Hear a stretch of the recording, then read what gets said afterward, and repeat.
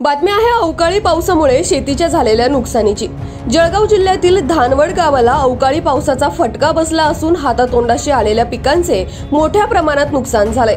शुक्रवार दिनांक 17 मार्च रोजी झालेल्या वादळी वाऱ्यासह मुसळधार पावसाने धानवड गाव परिसराला अक्षरशः झोडपून काढल्याने शेतकऱ्यांचे रब्बी पिकाचे अतोनात नुकसान झाले।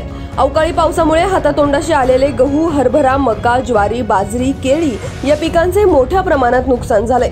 शेतकऱ्यांच्या हातातोंडाशी आलेला घास पावसाने हिरावून घेतल्याने शेतकरी राजा मेटाकुटीस आलाय। शेतीमालाचे झालेल्या नुकसानाचे पंचनामे तत्काळ करण्याचे आदेश पालकमंत्री गुलाबराव पाटील यांनी दिल्याने तलाठी सुधाकर पाटील यांनी पंचनामे केले। यावेळी माजी जिल्हा नियोजन समिती सदस्य शिवराज पाटील, सरपंच संभाजी भिल, उपसरपंच हरिलाल शिंदे, बापू पाटील, आनंदा पाटील, राजेंद्र पाटील, दिगंबर पाटील, भूषण पाटील, नाना पाटील, अमोल पाटील, ज्ञानेश्वर पाटील, ज्ञानेश्वर बाविस्कर तसेच शेतकरी वर्ग उपस्थित होते। बऱ्याचशा लोकांचं नुकसान झालेलं आहे आणि सदरहून नुकसानींचे मान्य तहसीलदार साहेब जळगाव यांच्या आदेशानुसार वस्तुनिष्ठ पंचनामे करण्याची कारवाई आजपासून सुरू झालेली आहे।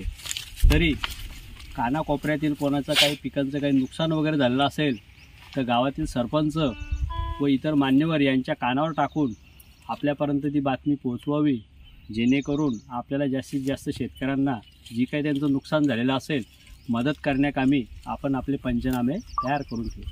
धन्यवाद। बोला।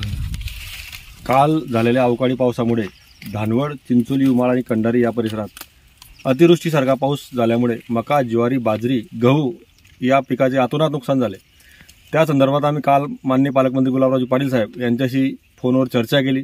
भाऊंनी तात्काळ तहसीलदार साहेबांना आदेश दिले आणि तहसीलदार साहेबांनी आमच्या तलाठी सजेचे तलाठी अप्पा सुधाकर पाटील यांना आदेश दिले व त्यांनी तात्काळ आज सकाळी 8 वाजेपासून धानवड परिसरात पंचनामे करायला सुरुवात केलेली आहे। तरी मी शेतकरी बांधवांना एवढं सांगू इच्छितो की सरकार आपल्याला सर्व परीने मदत करण्याचा प्रयत्न करेल अशी ग्वाही आपल्याला पालकमंत्री महोदयांनी दिलेली आहे।